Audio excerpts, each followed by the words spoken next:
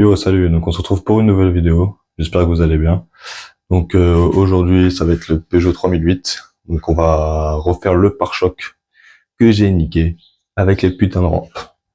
Donc on va démonter le pare-choc, donc je vais vous faire une petite vidéo accélérée hein, où je démonte le pare-choc. Et puis on se posera à plat pour vous montrer les dégâts et pour pouvoir travailler plus facilement. Donc déjà je vais vous montrer les dégâts qu'il y a, c'est pas des grosses... Enfin si, c'est quand même une grosse réparation, mais ça va. Donc voilà, je vous montre ça. Alors voici le premier côté. Donc la fissure, elle remonte, et en fait c'est ce bout de pare-choc qui est pété. Donc là pour le moment il tient avec des vis à bois. Ouais, j'ai taillé sous les jours là, donc j'ai foutu des vis à bois. Donc on va l'enlever, et on va refaire toute cette partie. Hein. Bien sûr, j'ai acheté de la bonne peinture avec le code couleur, et il y a ce côté là bien sûr je l'ai déjà poncé pour voir un peu les dégâts. Donc là la fissure elle est là, et c'est toujours cet embout là hein, du bas de caisse, le bas de pare-choc pardon, du cadrage. Donc première étape de ce qu'on va faire, comme je vous ai dit juste avant, on va démonter le pare-choc. Donc je vais vous faire un accéléré, on démonte le pare-choc, et une fois qu'il est démonté je vous reprendrai et on commencera. C'est parti.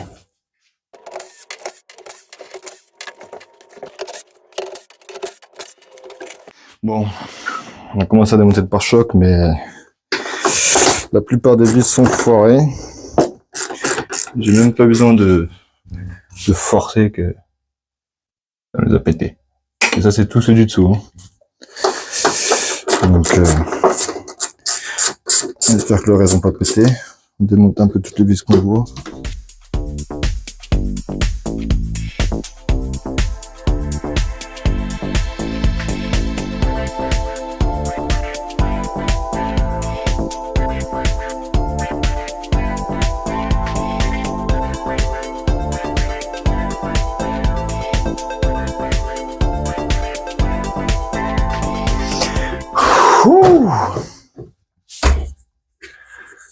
Et bah, on en a chié. Hein.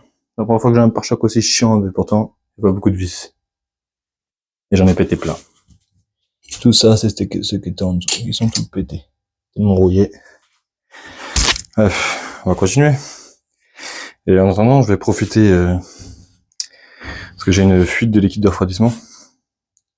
Ou je sais pas. Donc on va en profiter pour la trouver. Comme ça, je commande la pièce et on remplace ce qu'il faut. On va démonter les phares aussi. Par contre, je sais plus c'est lequel qui marchait plus.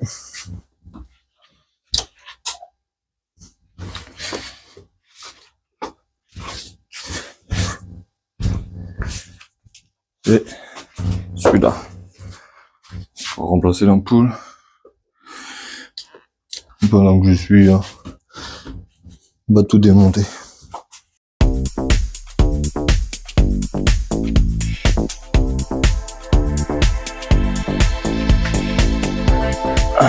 Voilà, là, il y a de la belle rouille là. On va la traiter. J'ai l'impression que ça s'est fait des deux côtés. Je sais pas ce que c'est. Ouais. On va poncer un petit coup. On va mettre de la juste à prouver.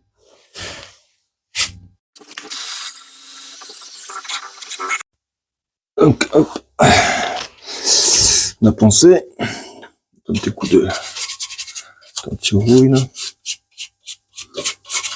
Tire un peu partout.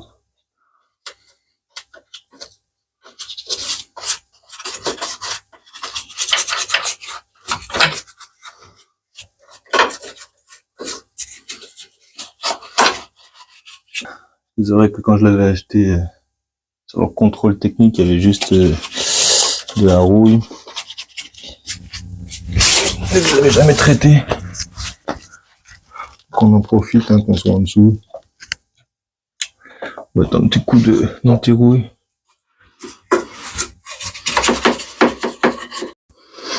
Alors voilà, vous trouvez la fuite d'eau, on va se servir de ça, donc on va mettre le liquide de refroidissement sous pression.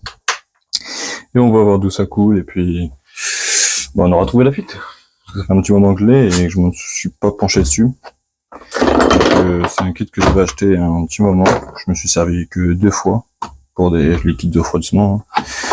Et je les ai tous trouvés grâce à celui-là. Donc on va la trouver. Ça va pas être bien compliqué. Donc voilà. Donc là il y a du liquide dedans. Ouais. Donc on a le bouchon en fer. On met la pompe. Et on pompe. Hop.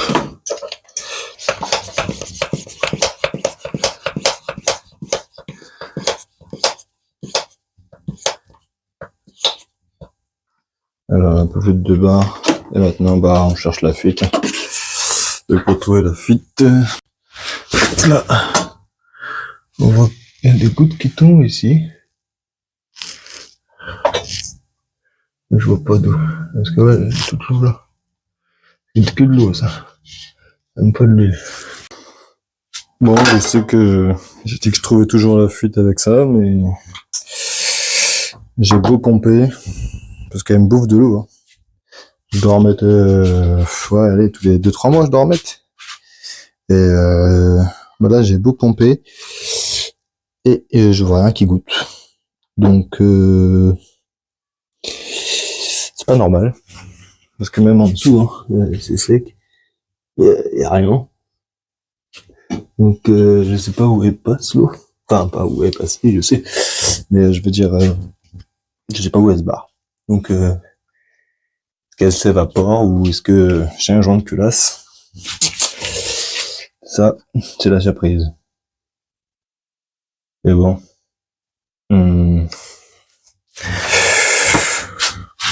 Donc, je sais pas quoi faire. On va remonter, hein, parce que j'ai pas de fuite d'eau. Donc, je démonterai plus tard la culasse, si vraiment je suis motivé. Parce que ça me fait chier, quoi. Et puis, on verra. Hein. Enfin, pour le moment, je vais pas la démonter parce que j'ai rien. J'ai pas de perte de puissance, j'ai rien, j'ai pas de maillot dans l'huile, j'ai rien. L'huile, elle est très bien hein, quand je fais les vidanges. Donc, à surveiller, mais on va essayer de voir si on trouve d'où ça vient. Donc là, je vais tout remonter, parce que j'ai démonté les admissions, les roues, et je sors la bagnole, et on pourra commencer le pare-choc. Alors, autant pour moi, j'ai trouvé la fuite d'eau. Elle vient de la pompe à eau. Donc, je sais pas si je vais réussir à vous montrer par là. Non, on va pas voir par là. Donc, ouais, je la vois. Alors, vraiment, minime. Je la vois. Il y a plein d'eau déjà autour là. Vous voyez? Les trucs blancs là, c'est de l'eau mélangée à l'huile. Il y a de l'huile. Hein. Et elle vient de la pompe à eau. Donc prochaine réparation, ça sera la pompe à eau. En sachant que la distrie, j'ai tout ce qu'il faut pour faire la distrie. Sauf que je l'avais pas fait, j'avais juste changé le tendeur. J'ai les outils qu'il faut pour caler. Parce que c'est un Alit 6 THP. Donc il faut un outil spécial pour caler. Parce qu'il faut carrément ouvrir le cache-cubuteur et caler via la Bracam. Donc j'ai tout ce qu'il faut, hein, j'ai les outils. Et puis je pense que quand on fera la pompe à eau, on fera la distrie en même temps. On va voir si j'aurai le temps, mais on va déjà commander la pompe à eau. Et on fera ça. Voilà, bon, je finis de remonter la roue, parce que j'ai déjà remonté de l'autre côté, mais ça m'a intrigué de pas trouver la fuite d'eau. Donc j'ai refait en off, et je l'ai trouvé. Voilà. Comme quoi, des fois, un peu de patience, et un peu de recherche, et ça trouve. Voilà. Ça va, c'est un beau mécano. Alors voilà, on se retrouve avec le pare-choc qui est démonté. Et on va examiner de plus près. Je vais vous montrer ça. Voilà. Voilà. Ça a réparé, à poncer. Sur le coup, j'ai essayé de rafistoler comme on pouvait. Avec une petite agrafe qui chauffe plastique, là, je sais pas comment on appelle ça. Donc, on va tout redémonter.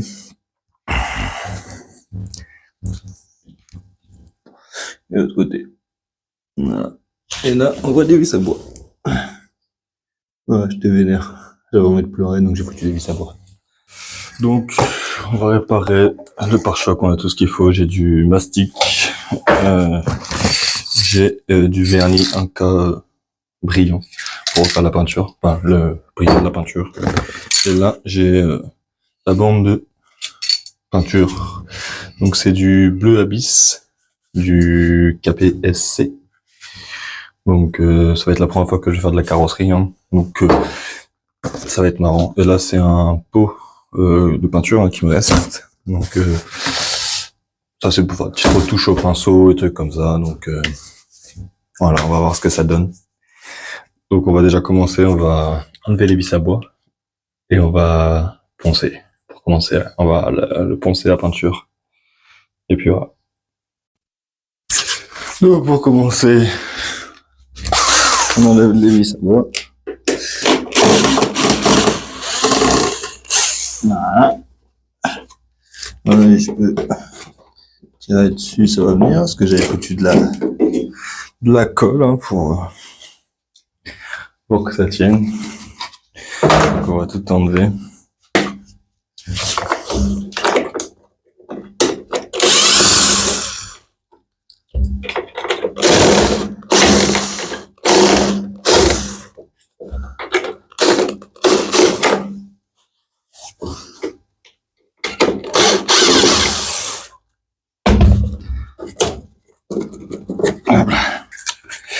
Ça va être marrant à faire ça. Je sais pas trop comment m'y prendre. Je l'ai jamais fait.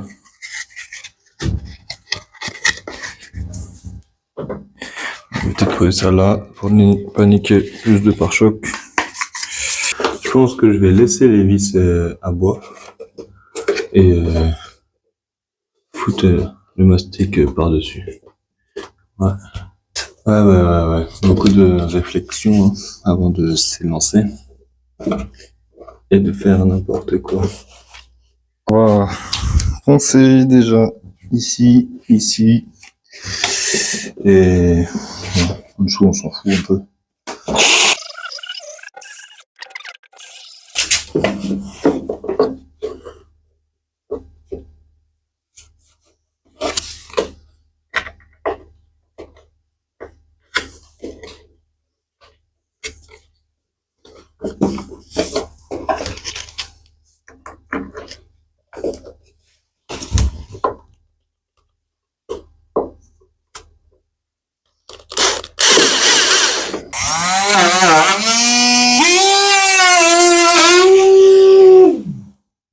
Aïe!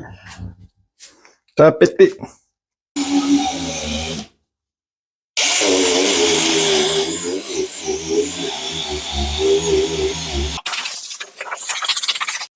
Et voilà les premiers bugs de vidéo et de micro, donc qui veut dire bug veut dire voix off. Donc voilà, après avoir creusé les fissures à la Dremel, je les ai renforcées avec des agrafes chauffées pour renforcer le tout. Hein. Ensuite j'ai posé le mastic. Donc première fois que je faisais du mastic, hein, donc soyez indulgents sur la qualité du posage du mastic. Hein. J'ai bien aimé faire ça, c'était la première fois que j'en faisais, donc j'ai bien aimé. Donc voilà, là je vous montre les finitions. Pas poncé hein, bien sûr, du séchage du mastic. On aperçoit encore quelques agrafes en dessous que j'avais pas encore coupé parce que bon, c'est en dessous quoi, c'était pas pressant. Donc la prochaine étape, ponçage du mastic pour bien égaliser toute la carrosserie et faire un truc assez propre. Donc voilà, je vous laisse sur la suite de cette vidéo. Alors voilà, le mastic a séché, hein, je l'avais déjà poncé un peu hier. Il faut encore un peu poncer pour que ça soit bien Le plus chiant, c'est là dans l'arrondi. Mais au moins, j'en suis déjà un peu plus content. J'ai déjà commencé un peu à protéger par la peinture. Et là, on va commencer l'autre côté. Donc l'autre côté, la fissure, elle est plus grande, elle vient jusqu'à là. Donc il va falloir poncer tout ça. Je vais voir si je peux le renforcer derrière avec des agrafes chauffées là. Et puis on remettra le bout. Et puis voilà. Donc on va voir si déjà je peux foutre des agrafes derrière.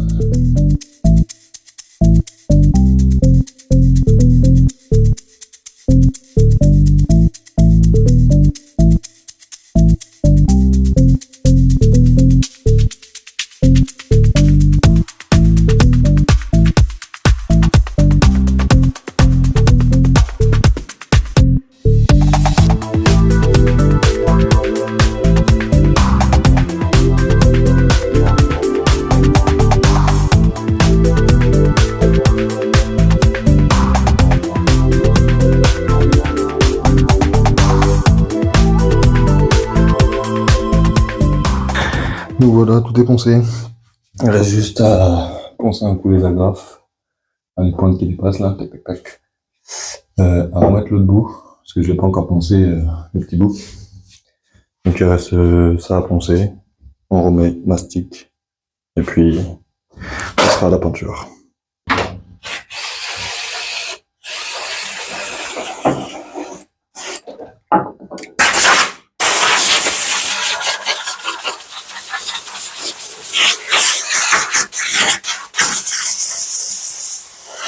Alors voilà, on a fini de remonter, le bout était pété, donc on l'a tout poncé.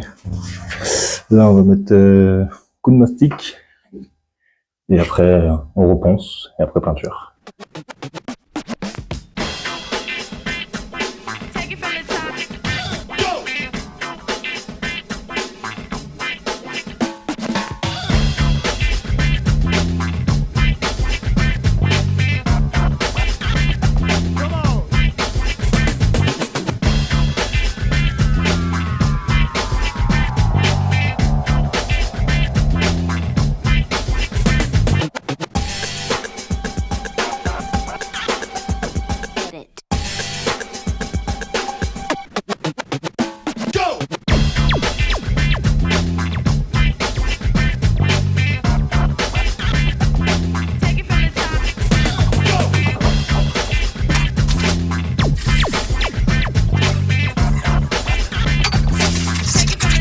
Donc voilà, le mastic il est fini.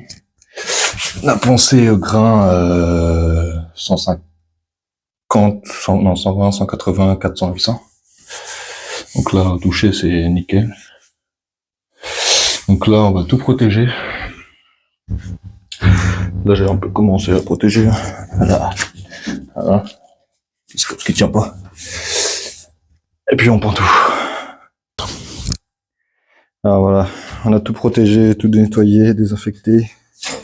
Donc là, on va mettre la couche de primaire. Et après la couche de primaire, on passera à la peinture, vernis, tout le bordel. Voilà. Ça va, je m'en suis pas trop mal sorti. Pour le moment. On verra après la peinture si j'ai la même chose.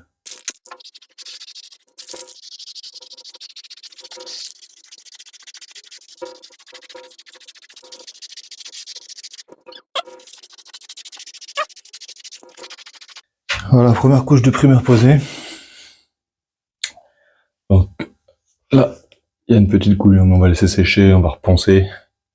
Et on va remettre une couche de primaire. Pour le moment, on est pas trop mal. Deuxième côté, c'est pareil. Un peu dégoûté, on voit le trait là. On va voir si on peut le cacher avec le primeur. Voilà, on laisse sécher pour le moment. Alors je vous ai pas attendu, hein, désolé. J'ai mis la première couche de peinture. Donc là on va laisser sécher. Et le primeur a fini de sécher de ce côté-là, donc j'ai repris la coulure. Et on va mettre le coup de bombe cette fois-ci. Et ensemble, c'est parti.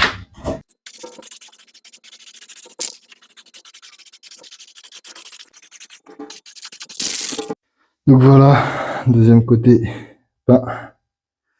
Voilà, tant que ça sèche. Donc là, ça rend bien. Il n'y a pas de coulure apparente. Donc je suis assez content. Pour une première fois. C'est pas dégueu. Hein. C'est pas digne d'un pro, mais c'est pas dégueu.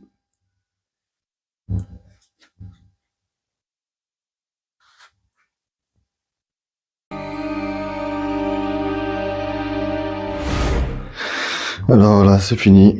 Vernis posé. Donc je suis un peu dégoûté. Parce que quand ça a séché, la fissure a réapparu alors que avec le mastic ça se voyait pas. Donc j'ai essayé de refoutre de la peinture au pinceau, mais bon. Ça se voit. Mais de loin, ça se voit pas. On va rester de loin. Et là, pareil. À la peinture, c'est revenu. Donc j'ai refoutu de la peinture au pinceau. Coup à la bombe. De vernis. Histoire que ça se voie pas trop. Mais ça se voit, quoi. Je suis un peu dégoûté. Mais bon. Ça se voit moins qu'avant, quoi. Maintenant, il ne reste plus qu'à remonter. Et ce sera tout pour ça. Et c'est la dernière fois que je fais de la carrosserie. Dernière fois.